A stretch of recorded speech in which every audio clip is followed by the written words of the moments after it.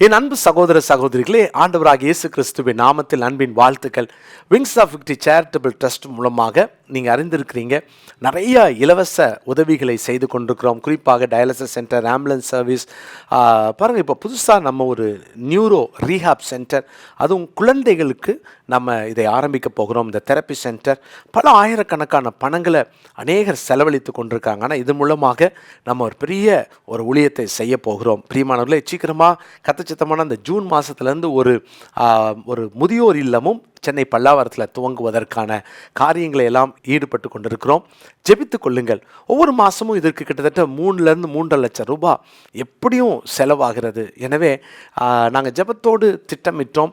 ஒவ்வொருவருக்கும், அதாவது கடை வச்சுருக்கிறாங்க அல்லது அவங்க பிஸ்னஸ் சென்டர் நிறைய ஆட்கள் வந்துட்டு போகிறாங்க அப்படின்னா, நம்ம ஏன் ஒரு உண்டியல் வைக்கக்கூடாது? நம்முடைய திட்டங்களை அதில் போட்டு நம்ம ஏன் ஒரு உண்டியல் வைக்கக்கூடாதுன்னு சொல்லி நாங்கள் பிளான் பண்ணோம், ஜெபம் பண்ணோம். இதை நான் உங்களுக்கு அறிவிக்கிறேன். உங்களுக்கு நீங்களே கடை வச்சுருந்தாலும் சரி, அல்லது உங்களுக்கு தெரிந்தவங்க யாராவது கடை வச்சுருந்தாலும் என்ன செய்கிறோம் அப்படின்றத நீங்கள் சொல்லுங்கள். நம்முடைய சார்பில் நீங்கள் சொல்லுங்கள், நீங்கள் பேசுங்க. உங்களுக்கு தெரிந்த பெரிய கடைகள் இருந்தால், சூப்பர் மார்க்கெட்ஸ் இருந்தால் நீங்கள் அதை போய் அவங்ககிட்ட கேளுங்க. நாம் தேவ பயத்தோடு இந்த காரியங்களை நேர்த்தியாய் ஒழுங்கும் கிரமமாக நம்ம செய்து கொண்டிருக்கிறோம். பிரியமானவர்களே, இந்த உண்டியல் உங்களுக்கு தேவைப்பட்டாலும் கீழே காண்கிற ஃபோன் நம்பர் மூலமாக எங்களோடு தொடர்பு கொள்ளலாம். உங்களுக்கும் நாங்கள் அனுப்பி வைக்கிறோம். நீங்கள் தொடர்ந்து எங்களுக்காக ஜெபியுங்க. நம்ம இணைந்து தேவனுடைய ராஜ்யத்தை கட்டுவோம், தேவனை மகிமைப்படுத்துவோம். கர்த்தர் உங்களை ஆசீர்வதிப்பாராக. நன்றி.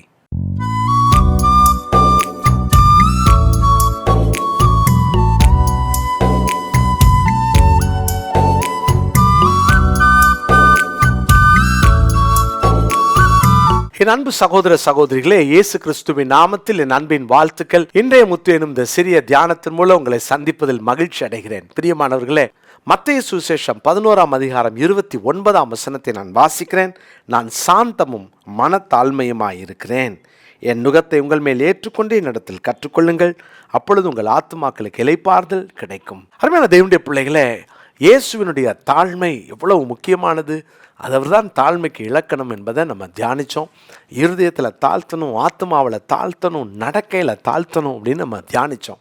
இன்றைக்கி இன்னொரு முக்கியமான தாழ்மையை குறித்து நம்ம தியானிக்க போகிறோம். என்னோட வேதத்தை திருப்பிக் கொள்ளுங்கள். சங்கீதங்களின் புஸ்தகம் 18ஆம் சங்கீதம் 27வது வசனத்தை நான் வாசிக்கிறேன். 18ஆம் சங்கீதம் 27வது வசனம். தேவரீர் சிறுமைப்பட்ட ஜனத்தை ரட்சிப்பீர், மேட்டிமையான கண்களை தாழ்த்துவீர். மேட்டிமையான கண்களை தாழ்த்துவீர். கண்ணில் மேட்டிமை. அப்போ தாழ்மை கண்களில் இருக்கணும். கண்களில் தாழ்மை, பார்வையில் தாழ்மை. அப்போ நமக்கு இருதயத்தில் தாழ்த்துறோம் நல்லது, நடக்கையில் தாழ்த்துறோம் நல்லது. ஆனால் சிலருடைய பார்வையில் இருக்கிற பெருமை இருக்குதே. தேவனுடைய வார்த்தையை பாருங்களேன். அவர் அந்த கண்களில் இருக்கிற மேட்டிமையான அந்த கண்களை தேவன் தாழ்த்துவார் என்று வாசிக்கிறோம். இன்னைக்கு இது ஒரு நல்ல பாடமாக நமக்கு இருக்கணும். நானும் அப்படி கண்களில் மேட்டிமையாக இருக்கிறதில்ல அப்படின்னு ஒருவேளை சொல்லலாம். ஆனால் உண்மை என்ன? கொஞ்சம் வேதத்தில் என்னோடு நீங்கள் ஒரு சில வசனங்களை பார்த்தீங்கன்னா நம்ம அப்படி இருக்கிறோமான்னு அறிந்து கொள்ளலாம். நம்ம லூக்கா சுவிசேஷம் 18ஆம் அதிகாரத்திற்கு நம்முடைய வேதத்தை திருப்பிக்கலாம். நான் சில வசனங்களை வாசிக்கிறேன். 9வது வசனம், லூக்கா 18:9. அன்றியும் தங்களை நீதிமான்கள் என்று நம்பி, பாருங்க, நீதிமான்கள் என்று நம்பி மற்றவர்களை அற்பமாய் எண்ணின சிலரை குறித்து அவர் ஒரு ஓமையை சொன்னார். நம்ம எல்லாருக்கும் தெரியும், 2 பேர் ஜெபம் பண்ணுறதுக்கு தேவாலயத்துக்கு போகிறாங்க. 2 பேரும் ஒரே நோக்கத்தோடு தான் போகிறாங்க. 2 பேர் நோக்கமும் என்ன? ஜெபிக்க. 2 பேரும் ஒரே இடத்துக்கு தான் போகிறாங்க, ஜெபிக்க. ஆனால் பாருங்கள், பரிசேய நாயக்காரனை வச்சு பரிசேயன் எப்படி ஜெபித்தான் பாருங்களேன். தேவனே, நான் பரிகாரக்காரர், அநியாயக்காரர், விபச்சாரக்காரர் ஆகிய மற்ற மனுஷரை போலவும் இந்த ஆயக்காரனை போலவும் இராததனால் உம்மை ஸ்தோத்தரிக்கிறேன். அவன் எப்படி ஜெபம் பண்ணிட்டான் தெரியுமா? பக்கத்தில் இருக்கிறவனை பார்த்துட்டான். பக்கத்தில் இருக்கிறவனுக்கு முன்னால் தான் யாரை அவன் கவனிச்சான் தெரியுமா? தன்னை ஒரு மேன்மையாக நினைச்சான், ஒரு மேட்டிமையாய் நினைத்தான். அவனுடைய பார்வையில் இருக்கிற அந்த பெருமை, நான் இவனை போல இல்லை.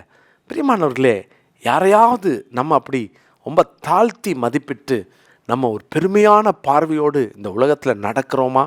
யாரையாவது நீங்கள் பார்க்கும்போதே நீங்கள் அவங்கள ஒரு வேண்டா வெறுப்போடு அல்லது அவங்கள ஒரு அலட்சியமாக பார்க்குற ஒரு பார்வை நம்மகிட்ட இருக்குதா? ஒரு நாளும் அப்படி இருக்கக்கூடாது. பாருங்கள், வாசல்ல இருக்கிற லாசருவை ஐஸ்வர்யவான் கண்டுக்கவே இல்லை. அவன் கீழே விழுகிறத அந்த துணிக்கையை சாப்பிட்றான். ஒரு நாள் கூப்பிட்டவன் சாப்பாடு போட்டிருக்கலாமே, ஒரு நாள் கூப்பிட்டு நீ இவ்வளோ கஷ்டப்படுறிய, மருத்துவ செலவுக்கு நீ ஏதாவது வச்சுக்கோப்பான்னு சொல்லியிருக்கலாமே. ஒரு நாள் அவனுக்காக கீழே விழுந்ததை பொறுக்கிறதுக்கு முன்னால் நீ கொஞ்சம் சாப்பிட்டுட்டு போன்னு அவனுக்கு ஒரு சாப்பாடு போட்டுட்டு அவனுக்கு முன்னால் தன்னை தாழ்த்தியிருக்கலாமே. இப்படி தானே நிறைய நேரம் நம்ம தாழ்த்த தவறிடுறோம். பிரியமானவர்களே, தாவீதுக்கு வந்த சில அங்கலாய்ப்புகளிலே அதுதான் சான்ஸ்னு சீமேயும் அவனை எவ்வளவு தரக்குறைவாக பார்த்தான் இல்லையா? யோசித்து பாருங்களேன். நம்ம பார்வையில் ஏழை பணக்கார வித்தியாசம் இருக்குதா? நம்ம பார்வையில் யாரையாவது நம்ம கொஞ்சம் அவங்க வசதி குறைவு அப்படின்றதுனால நம்ம கொஞ்சம் மேட்டிமையாய் நம்ம நினைக்கிறோமோ?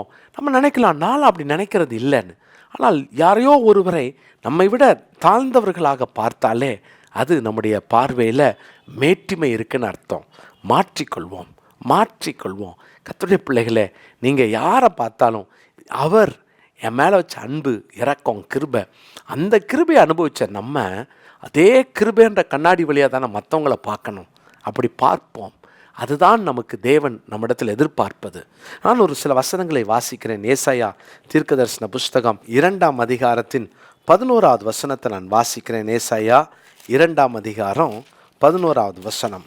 நரரின் மேட்டிமையான கண்கள் தாழ்த்தப்படும், மனுஷரின் வீராப்பும் தனியும், கர்த்தர் ஒருவரே அந்நாளில் உயர்ந்திருப்பார். அதே வசனத்தை 17ஆம் வசனத்திலையும் வாசிக்கிறோம். நரரின் மேட்டிமை தாழ்ந்து. இங்கே வாசிக்கிறோம் 11ஆம் வசனம், மேட்டிமையான கண்கள் அங்கே தாழ்த்தப்படும். நரரின் மேட்டிமையான கண்கள் தாழ்த்தப்படும். இன்னைக்கு நமக்கு ரொம்ப அவசியமான காரியம், மேட்டிமையான கண்கள் தேவன் தாழ்த்துவார். நம்மளே சொல்லிடுவோம், ஆண்டவரே நான் என்னை தாழ்த்துறேன், எனக்கு இந்த மேட்டிமையான பார்வை வேண்டாம், மேட்டிமையான கண்கள் எனக்கு வேண்டாம், மேட்டிமையாய் நீ பார்க்காம ஆண்டவரே நான் உங்களுக்கு முன்னால் என்னை தாழ்த்தி என் பார்வையில் கூட அந்த கிருபையை நான் காமிக்கணும், என் பார்வையில் ஒரு இரக்கத்தை ஜனங்க பார்க்கணும், என் பார்வையில் ஒரு தயவை என் ஜனங்க பார்க்கணும், அந்த கிருபையை எனக்கு தாங்கன்னு சொல்லி ஜெபம் பண்ணலாமா? கண்டிப்பாக பார்வையில் தாழ்த்துவோம். தேவன் நமக்கு அந்த கிருபையை தருவார். அந்த நாளுக்குரிய மனப்பாட வசனத்தை குறித்து கொள்ளுங்க. ஏசாயா 2ஆம் அதிகாரத்தின் 11வது வசனம். ஏசாயா 2:11. ஜெபிக்கலாம். நல்ல தகப்பனே, நாங்கள் பார்வையில் கூட தாழ்த்தி தாழ்மையாய் நடந்து கொள்ள எங்களுக்கு கிருபை தாரும். ஆனால் நாங்கள் யாரையும் குறைத்து பார்த்து ஆண்டவரே எங்கள் வாழ்க்கையில் அந்த பார்வையில் ஒரு மேட்டிமையை ஒரு நாளும் கொண்டிருக்கக்கூடாது சுவாமி, எங்களை மன்னிச்சிருங்க. பார்வையில் தாழ்த்தி தாழ்மையாய் நடக்க, தாழ்மையோடு கூட பார்க்க ஆண்டவரே நீங்கள் எங்கள் மேலே காமிச்ச அந்த கிருபையை மற்றவர்களுக்கும் காண்பிக்க எங்களுக்கு கிருபை தாரும். இயேசுவின் நாமத்தில் ஜெபிக்கிறோம் நல்ல பிதாவே, ஆமென்.